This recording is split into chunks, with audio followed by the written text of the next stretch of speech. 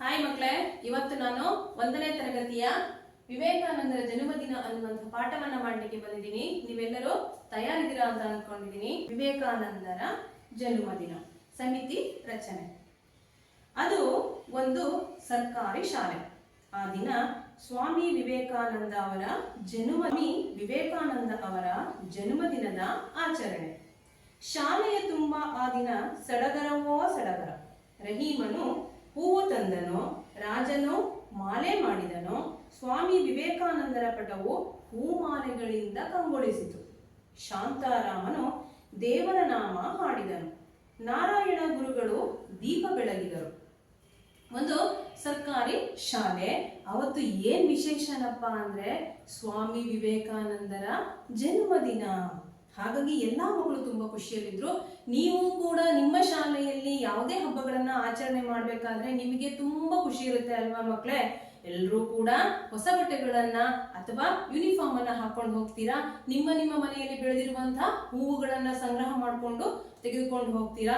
ಹಿಂದಿನ ದಿನ ಶಾಲೆಯನ್ನೆಲ್ಲ ಸ್ವಚ್ಛಗೊಳಿಸಿರ್ತೀರಾ, ಮತ್ತೆ ರಂಗೋಲಿಗಳನ್ನೆಲ್ಲ ಹಾಕಿರ್ತೀರಾ. ಹಾಗೆ ಮುಂಜಾನೆ ಎದ್ದು ಬೇಗ ತಯಾರಾಗಿ ಸ್ಕೂಲಿಗೆ ಹೋಗ್ತೀರಾ. ಹೋಗ್ಬಿಟ್ಟು ಅಲ್ಲಿ ಶಾಲೆಯನ್ನ ಸ್ವಚ್ಛಗೊಳಿಸುವಂತ ಕೆಲಸ ಮಾಡಿ ಯಾವ ರಾಷ್ಟ್ರೀಯ ಹಬ್ಬಗಳನ್ನ ಆಚರಣೆ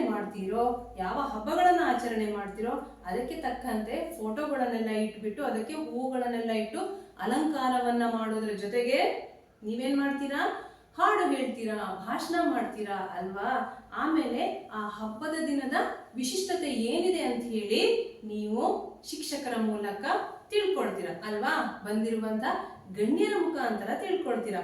ಎಲ್ರಿಗೂ ಕೂಡ ತುಂಬಾ ಖುಷಿ ಕೊಡುತ್ತೆ. ಹಾಗೆ ಆ ಹಬ್ಬಗಳಿಂದ ನಮ್ಮ ಜ್ಞಾನ ಕೂಡ ಹೆಚ್ಚಾಗತ್ತೆ ಅಲ್ವಾ? ಹಾಗೆ ಇವರ ಶಾಲೆಯಲ್ಲೂ ಕೂಡ ಒಂದು ಹಬ್ಬ ಇತ್ತು. ಏನದು? ಸ್ವಾಮಿ ವಿವೇಕಾನಂದ ಅವರ ಜನ್ಮದಿನ, ಅದರ ಆಚರಣೆ ಇತ್ತು. ಶಾಲೆಯ ತುಂಬಾ ಆ ದಿನ ಸಡಗರವೋ ಸಡಗರ. ಈಗಾಗಲೇ ಹೇಳ್ದಂಗೆ ತುಂಬಾ ಸಂಭ್ರಮ ಇರುತ್ತೆ ಎಲ್ರಿಗೂ ಕೂಡ. ರಹೀಮ್ ಅನ್ನುವಂತ ಹುಡುಗ ಹೂವನ್ನ ತರ್ತಾನೆ. ರಾಜನು ಮಾಲೆ ಮಾಡಿದನು. ರಾಜ ಏನ್ ಮಾಡ್ತಾನೆ? ಹೂಗಳನ್ನೆಲ್ಲ ಪೋಣಿಸೋದು ಅಥವಾ ಕಟ್ಬಿಟ್ಟು ಒಂದು ದೊಡ್ಡ ಮಾಲೆಯನ್ನ ಮಾಡ್ತಾನೆ ಫೋಟೋ ಹಾಕ್ಲಿಕ್ಕೆ. ಸ್ವಾಮಿ ವಿವೇಕಾನಂದರ ಪಟವು ಹೂ ಮಾಲೆಗಳಿಂದ ಕಂಗೊಳಿಸಿತು. ಸ್ವಾಮಿ ವಿವೇಕಾನಂದರ ಫೋಟೋ ಹೂ ಮಾಲೆಗಳಿಂದ ಸುಂದರವಾಗಿ ಕಾಣ್ತಾ ಇತ್ತು. ಶಾಂತಾರಾಮನು ದೇವರ ನಾಮ ಹಾಡಿದನು. ಫಂಕ್ಷನ್ನು ಅಥವಾ ಕಾರ್ಯಕ್ರಮ ಪ್ರಾರಂಭ ಆಗೋ ಮೊದಲು ನಾವೇನ್ ಮಾಡ್ತೀವಿ? ಪ್ರಾರ್ಥನೆಯನ್ನ ಹೇಳ್ತೀವಿ. ಹಾಗೆ ಈ ಶಾಂತಾರಾಮ್ ಅನ್ನುವಂಥವನು ದೇವರ ನಾಮವನ್ನ ಹೇಳ್ತಾನೆ. ನಾರಾಯಣ ಗುರುಗಳು ದೀಪವನ್ನ ಬೆಳಗಿದರು. ಅವರ ಶಿಕ್ಷಕರು ನಾರಾಯಣ ಅಂತ ಹೇಳಿ ಗುರುಗಳೇನ್ ಮಾಡ್ತಾರೆ? ದೀಪವನ್ನ ಹಚ್ತಾರೆ. ರೂಪ, ದೀಪ, ಫಾತಿಮಾ, ಸೀತಾ ಆ ದಿನದ ಆಚರಣೆ ಕುರಿತು ಭಾಷಣ ಮಾಡಿದರು. ಏನವತ್ ಹಬ್ಬ ಇರುತ್ತೆ, ವಿವೇಕಾನಂದರ ಜನ್ಮದಿನ ಇರುತ್ತೆ. ಅದಕ್ಕೆ ಈ ಮಕ್ಕಳೆಲ್ಲ ಸೇರ್ಕೊಂಡ್ಬಿಟ್ಟು ಒಂದು ಪುಟ್ಟ ಭಾಷಣವನ್ನ ಮಾಡ್ತಾರೆ. ವಿವೇಕಾನಂದರ ಬಗ್ಗೆ ಭಾಷಣವನ್ನ ಮಾಡ್ತಾರೆ. ಸಹನ ಕತೆ ಹೇಳಿದಳು. ಸಹನ ಅನ್ನುವಂತ ಹುಡುಗಿ ಒಂದು ಕಥೆಯನ್ನ ಹೇಳ್ತಾಳೆ. ರಜನಿ ತಾನೇ ಬರೆದ ಕವಿತೆ ಓದಿದಳು. ರಜನಿ ಅನ್ನುವಂತ ಹುಡುಗಿ ತಾನೇ ಒಂದು ಕವಿತೆಯನ್ನ ರಚನೆ ಮಾಡ್ಕೊಂಡ್ ಬಂದಿದ್ಲು. ನೋಡಿ ಎಷ್ಟೊಂದು ಬುದ್ಧಿ ಇದೆ ಅವಳಿಗಲ್ವಾ? ಹಾಗೆ ನೀವು ಕೂಡ ಒಂದು ತಾನಾಗಿ ಕವಿತೆಯನ್ನ ಬರೀಲಿಕ್ಕೆ ಕಲಿಬೇಕು ಮಕ್ಕಳೇ. ಹಾಗೆ ಏನ್ ಮಾಡಿದ್ಲು? ರಜನಿ ಕೂಡ ತಾನೇ ಒಂದು ಕವಿತೆಯನ್ನ ತಯಾರು ಮಾಡ್ಕೊಂಡ್ ಬಂದಿದ್ಲು. ಅಲ್ಲಿ ಅವಳು ಓದ್ತಾಳೆ. ಗುರುಗಳಾದ ನಾರಾಯಣ ಅವರು ಸ್ವಾಮಿ ವಿವೇಕಾನಂದರು ಭಾರತದ ಕೀರ್ತಿ ಪುರುಷರು. ಅವರು ಭಾರತದ ಹೆಸರನ್ನು ಬಾನೆತ್ತರ ಎತ್ತಿ ಹಿಡಿದರು. ನಮ್ಮ ದೇಶದ ಬಗ್ಗೆ ವಿದೇಶದಲ್ಲಿ ಭಾಷಣ ಮಾಡಿ ಹೆಸರು ಗಳಿಸಿದರು. ನಾರಾಯಣ ಗುರುಗಳು ಹೇಳ್ತಾರೆ, ಸ್ವಾಮಿ ವಿವೇಕಾನಂದರು ಇದಾರಲ್ವಾ ಮಕ್ಕಳೇ, ಅವರು ನಮ್ಮ ಭಾರತ ದೇಶದ ಕೀರ್ತಿ ಪತಾಕೆಯನ್ನ ಇಡೀ ವಿಶ್ವಕ್ಕೆ ಸಾರ್ತಾರೆ. ಅವರು ಭಾರತದ ಹೆಸರನ್ನ ಬಾನೆತ್ತರಕ್ಕೆ ಅಂದ್ರೆ ಆಕಾಶಕ್ಕೆ ಕೇಳಿಸುವ ಹಾಗೆ, ಆಕಾಶಕ್ಕೆ ತಿಳಿಸುವ ಹಾಗೆ, ಎಲ್ಲಾ ಪ್ರಪಂಚದಲ್ಲಿರುವಂತಹ ಎಲ್ಲಾ ದೇಶಗಳಿಗೆ ಮುಟ್ಟುವ ಹಾಗೆ ನಮ್ಮ ದೇಶದ ಕೀರ್ತಿ ಪತಾಕೆಯನ್ನ, ಹಿರಿಮೆಯನ್ನ ಸಾರಿ ಹೇಳಿದ್ರು. ನಮ್ಮ ದೇಶದ ಬಗ್ಗೆ ವಿದೇಶದಲ್ಲಿ ಭಾಷಣ ಮಾಡಿ ಹೆಸರು ಗಳಿಸಿದರು. ನಮ್ಮ ದೇಶವನ್ನ ಬೆಳೆಸಿದ್ದು, ನಮ್ಮ ದೇಶದ ಕೀರ್ತಿಯನ್ನ ಹೆಚ್ಚಿಸಿದ್ದು ಮಾತ್ರ ಅಲ್ಲ, ಅವರು ಕೂಡ ಒಳ್ಳೆಯ ಭಾಷಣವನ್ನ ಮಾಡಿ ಹೆಸರನ್ನ ಗಳಿಸಿದರು. ಅವರನ್ನು ಜನರೆಲ್ಲರೂ ವೀರ ಸನ್ಯಾಸಿ ಎಂದು ಕರೆಯುತ್ತಿದ್ದರು. ನೀವು ನೋಡಿರ್ಬಹುದು ವಿವೇಕಾನಂದರ ಫೋಟೋವನ್ನ ನೋಡಿ ಅಲ್ವಾ, ಈ ರೀತಿಯಾಗಿ ಇದ್ರು. ಇವರನ್ನ ಜನರೆಲ್ಲ ವೀರ ಸನ್ಯಾಸಿ ಅಂತ ಕರೀತಾ ಇದ್ರು. ಅವರು ಭಾರತದ ಉದ್ದಗಲ ಸುತ್ತಿದರು. ನಮ್ಮ ದೇಶದ ಎಲ್ಲಾ ರಾಜ್ಯವನ್ನ, ಎಲ್ಲಾ ಪ್ರದೇಶವನ್ನ ಸುತ್ತಿ ದೇಶದ ಬಗ್ಗೆ ತಿಳಿದುಕೊಂಡ್ರು. ಜನರಿಗೆ ತಿಳುವಳಿಕೆ ನೀಡಿದರು. ಅವರು ಮಹಾನ್ ದೇಶಭಕ್ತರಾಗಿದ್ದರು. ಭಾರತವೆಂದರೆ ಅವರಿಗೆ ತುಂಬಾ ಹೆಮ್ಮೆ ಎಂದು ಸ್ವಾಮಿ ವಿವೇಕಾನಂದರ ಗುಣಗಾನ ಮಾಡಿದರು. ಜನರಿಗೆ ಭಾರತದ ಉದ್ದಗಲಕ್ಕೂ ಸಂಚಾರ ಮಾಡಿ ಜನರಿಗೆಲ್ಲ ತಿಳುವಳಿಕೆಯನ್ನ ಮೂಡಿಸ್ತಾರೆ, ದೇಶದ ಬಗ್ಗೆ ಅಭಿಮಾನ ಬರುವಾಗಿ ತಿಳಿಸಿ ಹೇಳ್ತಾರೆ. ಹಾಗೇನೆ ಸ್ವಾಮಿ ವಿವೇಕಾನಂದರು ಇದಾರಲ್ಲ, ಅವರು ತುಂಬಾ ತುಂಬಾ ದೇಶಭಕ್ತರಾಗಿದ್ರು, ಮಹಾನ್ ದೇಶಭಕ್ತರಾಗಿದ್ರು. ಭಾರತ ಅಂತಂದ್ರೆ ಅವರಿಗೆ ತುಂಬಾ ಹೆಮ್ಮೆ ಅಂತೆಲ್ಲ ಹೇಳ್ಬಿಟ್ಟು ಅವರು ಕೂಡ ಯಾರು, ನಾರಾಯಣ ಗುರುಗಳು ಮಕ್ಕಳಿಗೆಲ್ಲ ವಿವೇಕಾನಂದರ ಬಗ್ಗೆ, ಅವರ ಬಗ್ಗೆ ಗುಣಗಾನವನ್ನ ಮಾಡ್ತಾರೆ. ಅವ್ರಿಗೆ ಏನು ಅವರ ಗುಣ ವಿಶಿಷ್ಟತೆ ಇತ್ತು ಅದೆಲ್ಲ ಮಕ್ಕಳಿಗೆ ತಿಳಿಸಿ ಹೇಳ್ತಾರೆ. ನಂತರ ಪೀಟರ್ ವಂದಿಸಿದರು. ಪೀಟರ್ ಅನ್ನುವಂಥವ್ರು ವಂದನಾರ್ಪಣೆಯನ್ನ ಮಾಡ್ತಾರೆ. ಮಾನಸ ಸಿಹಿಯನ್ನ ಹಂಚುತ್ತಾಳೆ.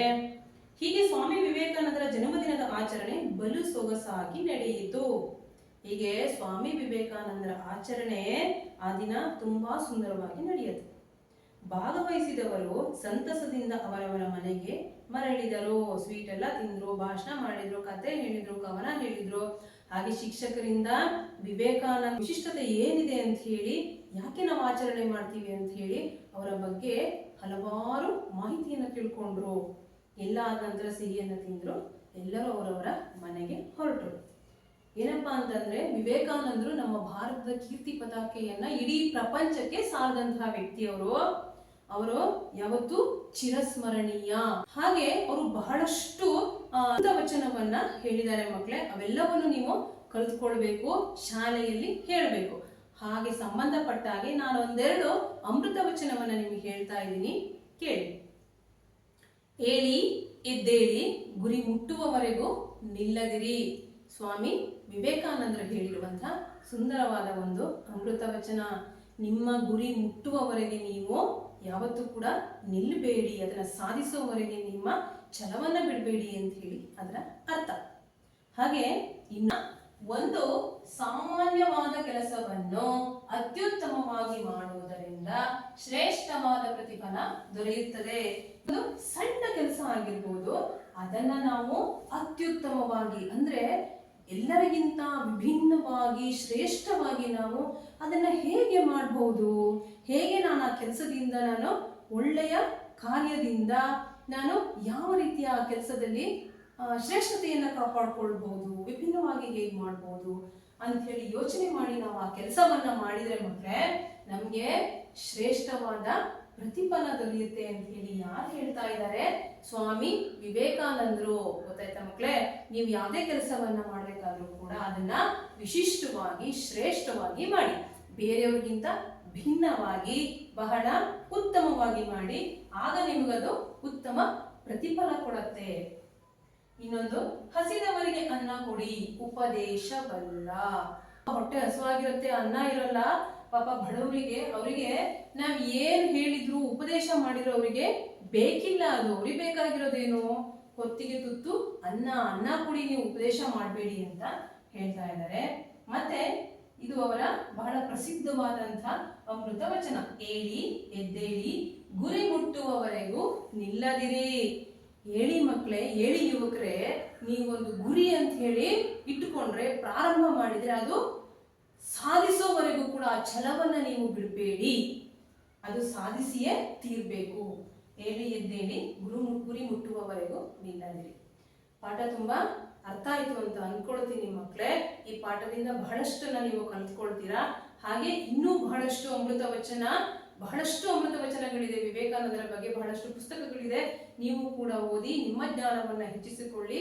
ಹಾಗೆ ವಿವೇಕಾನಂದರ ಬಗ್ಗೆ ಬಹಳಷ್ಟು ಅಭಿಮಾನವನ್ನ ಇಟ್ಕೊಳ್ಳಿ ಅಂತ ಹೇಳ್ತಾ ಈ ಕ್ಲಾಸ್ ಅನ್ನ ಕೇಳಿದ ಎಲ್ಲ ಮಕ್ಕಳಿಗೂ ಕೂಡ ಧನ್ಯವಾದಗಳು. Thank you.